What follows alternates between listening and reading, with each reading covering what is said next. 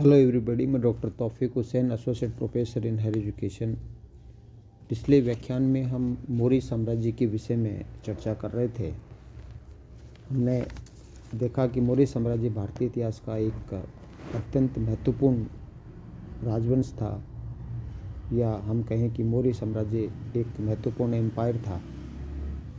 अपनी विशालता की दृष्टि से ये मौर्य साम्राज्य अपने आप में विशिष्ट माना जाता है। इसके पश्चात हमने देखा कि मौर्य साम्राज्य प्रथम साम्राज्य था, जिसके पश्चात ऐतिहासिक जो शासकों का दौर है वो शुरू होता है, जिसके विषय में मौर्य साम्राज्य के संस्थापक चंद्रगुप्त मौर्य के विषय में हमें विशाल साक्ष्य हैं, उसकी ऐतिहासिकता को परिपुष्ट करने के लिए मिलते हैं। मौर्य साम्राज्य के पश्चात किस प्रकार एक निश्चित तिथिक्रम प्राचीन भारतीय इतिहास में है वो शुरू होता है, उसके विषय में हमने देखा कि मौर्य साम्राज्य के पश्चात या मौर्य साम्राज्य से ही हमें विदेशों के साथ जो कूटनीतिक संबंध की जो परंपरा है उसका दौर शुरू होता है। किस प्रकार राजदूतों की परंपरा शुरू हो जाती है। मेगस्थनी, डिमेकर, डायनोसिस जैसे राजदूत हैं वो मौर्य दरबार में आते हैं, और मौर्य साम्राज्य के साथ ही हमने देखा कि एक कुशल प्रशासनिक व्यवस्था है का दौर है वो शुरू होता है, और कला, साहित्य और राजनीतिक और सांस्कृतिक एकता का दौर भी शुरू होता है। तो इस तरह से हम पिछले व्याख्यान में मौर्य साम्राज्य की जो इम्पोर्टेंस है वो उसके विषय में हम चर्चा कर रहे थे। इस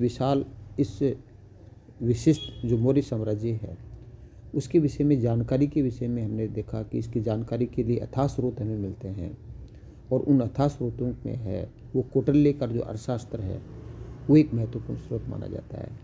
तो कौटिल्य के अर्थशास्त्र के विषय में हमने चर्चा की। हमने देखा कि कौटिल्य वो था जिसकी सहायता से है वो चंद्रगुप्त मौर्य है वो शासक बनता है, और किस प्रकार वो जो मगध साम्राज्य का जो अंतिम नंदवंश का जो अंतिम शासक धनानंद है उसको किस प्रकार पराजित करके है चंद्रगुप्त मौर्य है वो कौटिल्य की सहायता से है वो मगध का शासक वो बनता है।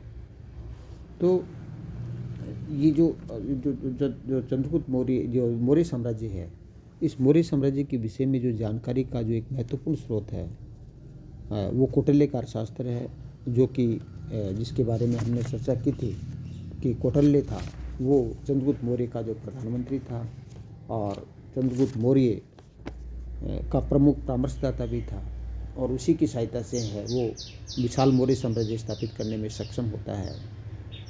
इसके विषय में हमने देखा कि उसका प्रारंभिक नाम विष्णुगुप्त था, लेकिन चाणक्य गोत्र के होने के कारण से वह चाणक्य कहलाया, और कूटनीति में माहिर होने के कारण से है वो कौटिल्य कहलाया, और भारतीय इतिहास में कौटिल्य के नाम से ही जाना जाता है। कौटिल्य के अर्थशास्त्र के विषय में हमने देखा कि कौटिल्य के अर्थशास्त्र की जो रचयिता हैं जिसको हम विष्णुगुप्त या कौटिल्य कहते हैं, वो तक्षशिला के एक जो विश्वविद्यालय था उस समय जो शिक्षा का प्रमुख केंद्र था मौर्य काल में, उसके आचार्य थे, उसके प्रोफेसर थे, और वहीं से उन्होंने शिक्षा प्राप्त की और वहीं प्रोफेसर के पद पर उन्होंने कार्य ग्रहण किया। हमने ये भी देखा कि किस प्रकार कौटिल्य का नंदवंश के शासक जो धनानंद है उसने किस प्रकार अपमान किया, और उस अपमान का बदला लेने के लिए उन्होंने एक शपथ खाई थी कि मैं नंदवंश का है वो विनाश कर दूंगा, और वो उनका स्वप्न वो साकार भी होता है।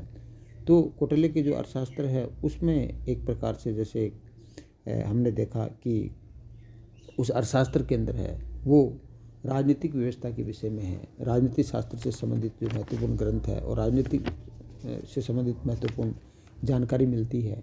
हमने ये देखा कि ये कौटिल्य का जो अर्थशास्त्र है की हस्तलिपि है वो जो तंजौर के जो भट्टस्वामी हैं उनको प्राप्त हुई थी, और उन्होंने किस प्रकार उस हस्तलिपि को है वो मैसूर के जो पुस्तकालय अध्यक्ष लाइब्रेरियन है श्याम शास्त्री को दिया, और उन्होंने किस प्रकार है उसको अर्थशास्त्र को वो प्रकाशित करवाया 1909 के अंदर है।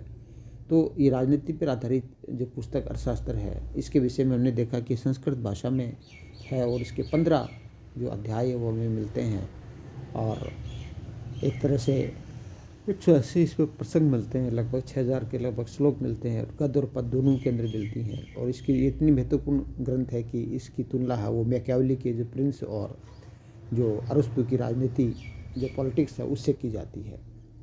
अर्थशास्त्र की जो विभिन्न अध्याय हैं उनके विषय में चर्चा की हमने कि किन किन अध्याय के अंदर है वो क्या व्यवस्था मिलती है। सप्तांग सिद्धांत के बारे में हमने चर्चा की कि राज्य के जो 7 सिद्धांत है, राजा, मात्य, जनपद, द्रुको, सेना, मित्र, उसके विषय में हमने चर्चा की। कौटिल्य के अंदर सप्तांग सिद्धांतों का विवेचन मिलता है। मौर्य प्रशासन के विषय में महत्वपूर्ण जानकारी मिलती है। और अर्थशास्त्र के अंदर है वो 4 प्रकार के जो दुर्गों का उल्लेख मिलता है, उसकी चर्चा हमने की। धानवा दुर्ग, वन दुर्ग, गिरि उदक दुर्ग के विषय में चर्चा की। इसके पश्चात हमने कौटिल्य के अर्थशास्त्र के अंदर जो युद्ध के विभिन्न प्रकार हैं, जो तूण युद्ध है, कूट युद्ध है, प्रकाश युद्ध है, उसके विषय में हमने चर्चा की। हमने राजदूतों के प्रकार के विषय में चर्चा की। और इसके अलावा जो विभिन्न शब्दावलियाँ मिलती है, सदा अधीन है, जिसके अंतर्गत है, हमने देखा कि एक मौर्य काल में सेना द्वारा काम में ले जाने वाला एक महत्वपूर्ण यंत्र था, वह तो आयुध था, जिसको शताधीन कहा जाता था।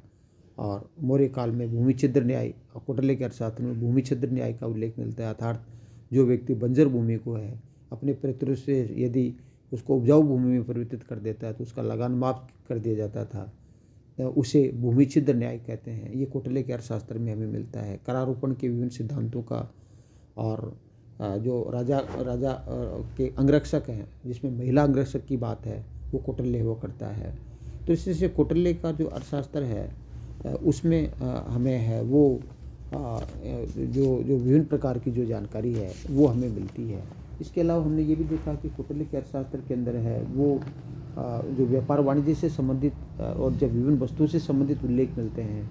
कौटिल्य ये कहता है कि कंबोज के घोड़े हैं वो सबसे प्रसिद्ध हैं, और काशी की सूती वस्त्र प्रसिद्ध हैं, नेपाल के कंबल प्रसिद्ध हैं, और मगध में जो बाट है बनाने के जो पत्थर है वो प्रसिद्ध हैं, और कलिंग और अंग से हाथी प्रसिद्ध है। इस प्रकार कौटिल्य है वो विभिन्न प्रकार की वस्तुओं का उल्लेख करता है। कौटिल्य अपने अर्थशास्त्र के अंदर विभिन्न प्रकार के राजमार्गों का उल्लेख करता है। 4 प्रकार के राजमार्गों की बात करता है। एक जो सबसे लंबा और सबसे बड़ा जो राजमार्ग था, जो कि पुष्कावती से शुरू होकर के पाटलिपुत्र तक जाता था, पाटलिपुत्र से होता हुआ है वो ताम्रलिप्ति तक जाता था, अर्थात सिंध से सोनार गांव तक है जाने वाला सबसे बड़ा मार्ग, सबसे महत्वपूर्ण मार्ग का उसका उल्लेख करता है। सिंध से लेकर जो आपका जो सबसे बड़ा जो राजमार्ग है, इसको पक्का करने का कार्य बाद में मुगल काल के अंदर, मध्यकाल में शेरशाह सूरी करता है। और इस राजमार्ग को आधुनिक काल के अंदर जो ऑकलैंड है वो उसको ग्रांड ट्रंक रोड है वो नाम देते हैं। तो इस तरह से ग्रांड ट्रंक रोड का प्रारंभिक निर्माण है वो मौर्य काल के अंदर होता है। वो कौटिल्य का अर्थशास्त्र उसका उल्लेख करता है। दूसरा महत्वपूर्ण जो नेशनल मार्ग था वो गुजरात से लेकर के कौशाम्बी तक जाता था, पाटन से कौशाम्बी तक है। और तीसरा जो महाराष्ट्र के प्रतिष्ठान से लेकर श्रावस्ती तक जाता था। और चौथा है गुजरात के जो बरकुच बंदरगाह से लेकर के मथुरा तक जाता था। इस प्रकार कौटिल्य है विभिन्न प्रकार के राजमार्गों का उल्लेख करता है। तो पिछले व्याख्यान में हमने कौटिल्य के अर्थशास्त्र के विषय में हमने चर्चा की, जिसके विषय में मौर्य साम्राज्य के विषय में वो महत्वपूर्ण जानकारी है। मौर्य साम्राज्य के जो विभिन्न पक्ष हैं उनके बारे में विशेष जानकारी मिलती है। मौर्य साम्राज्य के विषय में जानकारी का जो दूसरा महत्वपूर्ण स्रोत है वो मेगास्थनीज की इंडिका है। मेगास्थनीज है, जैसा कि मैंने आपको बताया कि जो चंद्रगुप्त मौर्य है वो किस प्रकार है, वो जो नंद शासक धनानंद को पराजित कर करके मौर्य साम्राज्य स्थापित करने के अंदर है वो एक तरह से सफल रहता है। और एक तरह से विशाल साम्राज्य स्थापित करने के लिए है चंद्रगुप्त मौर्य है उसको जो सिकंदर का जो उत्तराधिकारी है, जिसके अधिकार के अंदर है वो पश्चिमोत्तर भारत था, पंजाब और सिंध का जो प्रदेश था, उससे 305 के अंदर एक युद्ध करना पड़ता है। और उस युद्ध जो युद्ध होता है उस युद्ध के अंदर है वो एक प्रकार से है जो चंद्रगुप्त मौर्य है वो सेलुकस से है, वो 4 प्रदेश एरिया, रोकोसिया, जिंड्रेशिया, पेलोपोनेसोडाई वो प्राप्त करने के अंदर वो सफल होता है। और किस प्रकार है वो सेलुकस की पुत्री हेलेना के साथ विवाह करता है। और इसी के साथ क्या है कि चंद्रगुप्त मौर्य है, ये जो युद्ध होता है उसके पश्चात है वो जो सेलुकस है अपना राजदूत मेगास्थनीज है उसको एक प्रकार से क्या है कि राजदूत के रूप के अंदर है वो चंद्रगुप्त मौर्य के दरबार में भेजता है। तो उस ये जो मेगास्थनीज है उसने इंडिका नामक पुस्तक लिखी। तो एक विदेशी जो विवरण है मौर्य साम्राज्य के विषय में जानने का एक महत्वपूर्ण जो विदेशी साक्ष्य है वो मेगास्थनीज की इंडिका को माना जाता है। हालांकि मेगास्थनीज जो इंडिका लिखी वो आज हमें मिलती नहीं है, उपलब्ध नहीं है, लेकिन जो जो जो जो इंडिका है उसके जो उल्लेख हैं वो जो सिकंदर के आक्रमण के पश्चात जो परवर्ती लेखक थे, जिसमें डियोडोरस है, प्लूटार्क है, जस्टिन है, स्ट्रैबो है, प्लिनी है, आदि जो इतिहासकार थे जिन्होंने भारत के विषय में लिखा, उन्होंने एक तरह से है वो मेगास्थनीज को है वो उद्धरण किया कि मेगास्थनीज ने ये किया। तो मेगास्थनीज के उद्धरण है वो हमें जो मेगास्थनीज की इंडिका के उद्धरण है वो परवर्ती इतिहास के जो लेखक है जिसमें Arrian, Strabo, Pliny, Plutarch, Justin और डायोडोरस है, उनके विवरणों के अंदर है वो हमें वो मिलते हैं। तो मेगास्थनीज की इंडिका मूल रूप में हमें मिलती नहीं है, उसके उद्धरण हमें परवर्ती लेखक हैं, यूनानी लेखक हैं, उनके रचनाओं के अंदर है उसके उद्धरण हमें मिलते हैं। और इन्हीं जो उद्धरणों के आधार पर है सबसे पहले डॉक्टर स्वानवेक है, उसने एक प्रकार से 1846 के अंदर है वो मेगास्थनीज की इंडिका को संकलित किया और बाद में मैकनिडिल है उसने अंग्रेजी के अंदर है वो उसका अनुवाद है वो किया। तो इस तरह से क्या है कि मेगास्थनीज की इंडिका से भी है मौर्य साम्राज्य के विषय में है वो महत्वपूर्ण है वो जानकारी है वो हमें मिलती है। तो मेगास्थनीज की इंडिका से हमें ये भी जानकारी मिलती है कि जो एक प्रकार से जो हम कहें कि इंडिका के अंदर है वो जो चंद्रगुप्त मौर्य है उसका नाम है वो सिंड्रोकोटस है। इंड्रोकोटस के रूप में यूनानी जो विद्वान है वो चंद्रगुप्त मौर्य का उल्लेख है वो सिंड्रोकोटस और इंड्रोकोटस के रूप के अंदर है वो करते हैं। तो इस तरह से क्या है कि यूनानी जो इतिहासकारों का जो विवरण है वो मेगास्थनीज की इंडिका के उद्धरण है वो यूनानी इतिहासकारों के विवरण में मिलते हैं। तो मेगास्थनीज ये कहता है कि मेगास्थनीज वो मौर्य साम्राज्य के विषय में जो जानकारी मिलती है उसमें मौर्य साम्राज्य की जो राजधानी पाटलिपुत्र के विषय में है वो मेगास्थनीज है वो महत्वपूर्ण उल्लेख करता है। और मेगास्थनीज है वो पाटलिपुत्र को पोलीब्रोथ के रूप के अंदर है वो मेगास्थनीज है वो पाटलिपुत्र का वो उल्लेख करता है कि पाटलिपुत्र को वो पोलीब्रोथ है वो कहता है। और मेगास्थनीज ये कहता है पाटलिपुत्र के विषय में बड़ा सुंदर वर्णन करता है। वो कहता है कि जो मौर्य साम्राज्य की राजधानी पाटलिपुत्र है वो गंगा और सोन नदियों के संगम पर स्थित थी और इसकी लंबाई है वो 80 स्टेडिया और चौड़ाई है वो 15 स्टेडिया थी। इसके इस जो पोलीब्रोथ पाटलिपुत्र के चारों ओर 185 मीटर चौड़ी और 80 हाथ गहरी खाई थी, सुरक्षा की दृष्टि से बनाई गई थी। और इस पाटलिपुत्र के है वो 64 द्वार थे और 570 बुर्ज थे। तो इस प्रकार क्या है कि पाटलिपुत्र का सुंदर वर्णन है वो मेगास्थनीज है, मौर्य साम्राज्य की राजधानी पाटलिपुत्र का एक सुंदर वर्णन है वो मेगास्थनीज है वो करता है। और न केवल उसका वर्णन विस्तृत रूप में वर्णन करता है अपितु पाटलिपुत्र जिसको पोलीब्रोथ के रूप में उल्लेख करता है उसकी प्रशंसा वो करते हुए कहता है कि ये जो पाटलिपुत्र है वो तो जो ईरान के जो विश्व के सबसे सुंदर महल थे ईरान के सुसा और एकबटना उसके समान है वो पाटलिपुत्र है को है वो बताता है। इसके अलावा जो मेगास्थनीज है वो मौर्यकालीन जो प्रशासनिक व्यवस्था है उसमें जो नगर प्रशासन है उसका वो उल्लेख भी है वो मेगास्थनीज है वो करता है। और मेगास्थनीज ये कहता है कि जो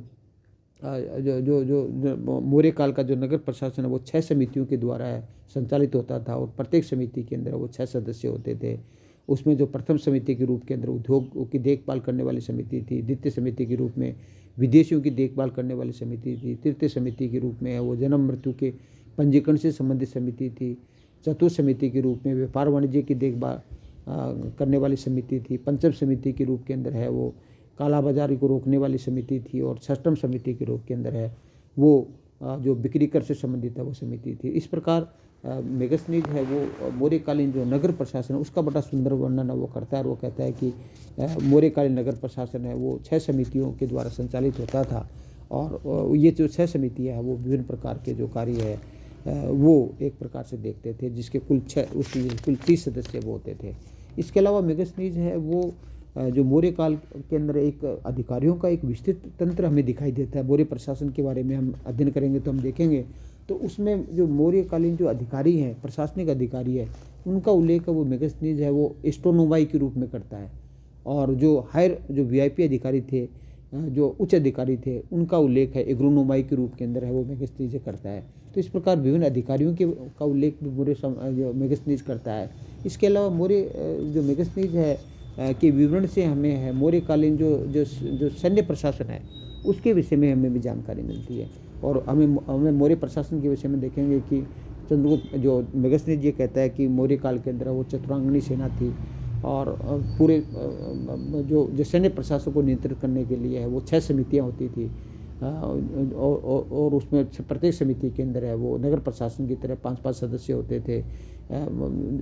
जल सेना की देखरेख से संबंधित समिति थी, रसद सामग्री और यातायात से संबंधित समिति थी, पैदल सेना की देखभाल, अश्व सेना, गज सेना, रथ सेना आदि की देखभाल से संबंधित समितियों का उल्लेख वो करता है।